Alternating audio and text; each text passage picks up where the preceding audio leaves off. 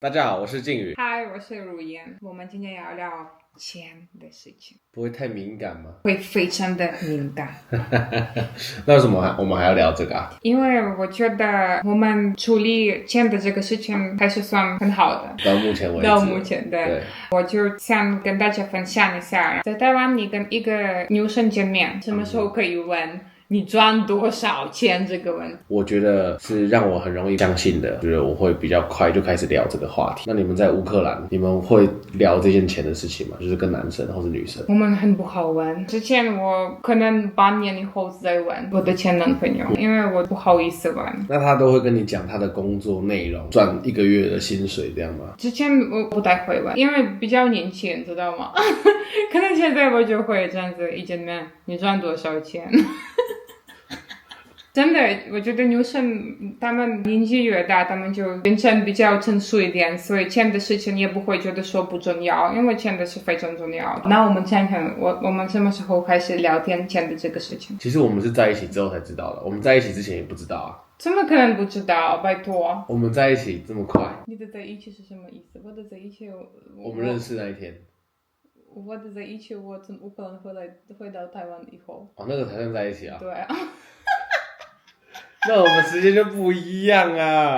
那其实也是差不多半年了。没有半年，我记得我们还没有在一起的时候，我们已经有聊过钱的事情。那时候就是好朋友聊天的话题。我觉得如果是单纯的好朋友的话，那这样的话其实是蛮容易聊钱的事情。所以先要跟一个人当好朋友，问所有的你想知道的问题，然后再决定要不要在一起。那你觉得了解我们互相的收入啊之后，看法有什么改变吗？比如说我的薪水比你低很多，或比你高很多，或是我们差不多？我是觉得，因为现在我们工作的这个经验不是很多，然后慢慢变成比较高。但是要看这个慢慢多嘛。大概你1个月赚$3000以后，这个差别你已经感觉不到。比如说我赚$4000，然后你赚$3000，我觉得这个差别不是很大。因为对生活来说都是可以照顾好自己的就可以。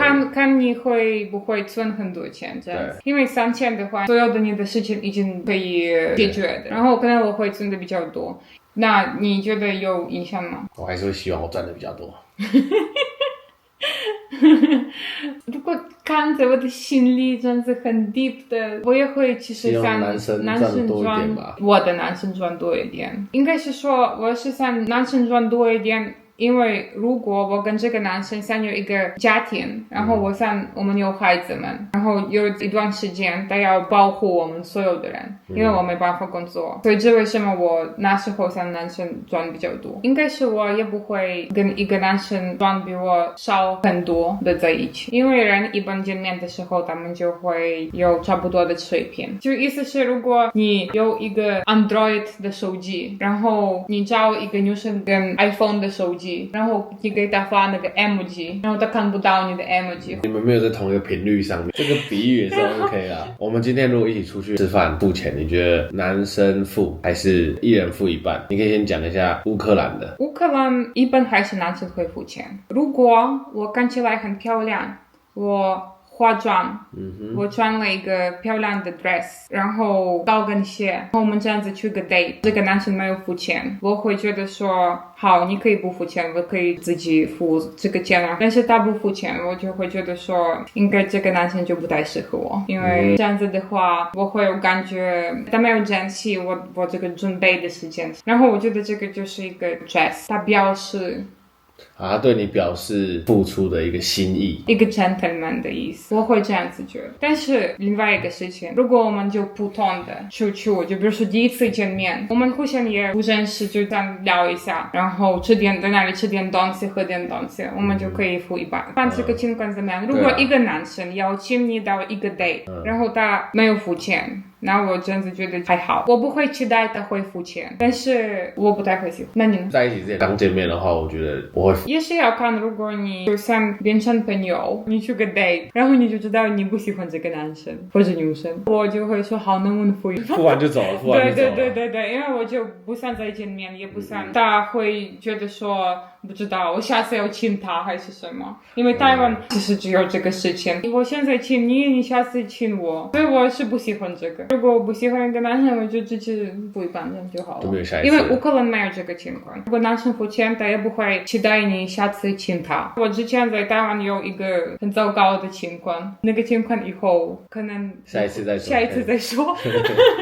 那个情况以后，我就真的不想在台湾有任何男生帮我付钱吃的东西，而且台湾餐厅的东西算是很便宜，所以也不是很大的事情。我付10块美金，然后就不用再联络，这样就赞。那如果我们自己有做一个事业的话，就变成钱是我们2个人的，这样你会接受吗？还是你会觉得说工作就是要分开？最好是要分开，但是如果有这个情况开始一起赚钱的话，我们要很清楚的先聊会怎么分这些钱，因为如果不会先聊清楚之后，我觉得就会吵架。这个一定是吵架吵到不行。我们现在是一起租房子，然后我们每个人付一半，因为这个是算比较贵的一个事情，但是如果有一些比较小的事情就省点，那就要看情况。一般如果可以刷卡，我可以刷卡；如果付现金的，那就付现金，因为我平常没有现金。有互相的感觉，我觉得就很好了。不会去计较说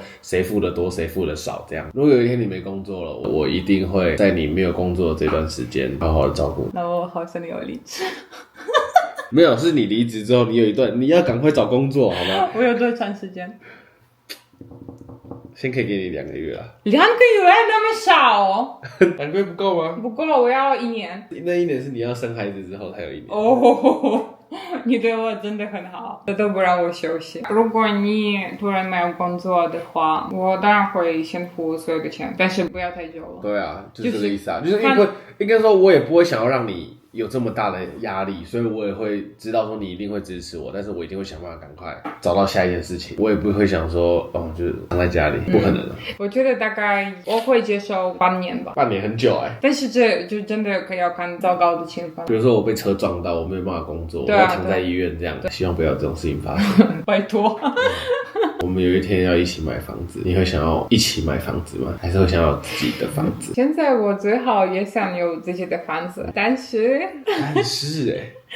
因为我看到了台湾的房子多贵，然后我就想说，台湾的房子感觉我们现在2个人还需要一段时间才可以买，好吗？那如果自己买，我就不知道，可能我已经老妈的时候才买得到这样子。那如果在乌克兰买有机会吗？乌克兰买，我现在就差不多可以买。去乌克兰现在不行了，现在很危险。我希望我们现在就可以安全的去乌克兰。我也希望有一天就可以直接去乌克兰玩这样。对，所以一起买房子，我觉得可以的，但是要讲清楚这样个情况。现在我的阿姨她是跟一个意大利人结婚。你要讲这个吗？这可以讲吗？可以啊，给大家做一个秘密。我的阿姨也不懂中文，没关系。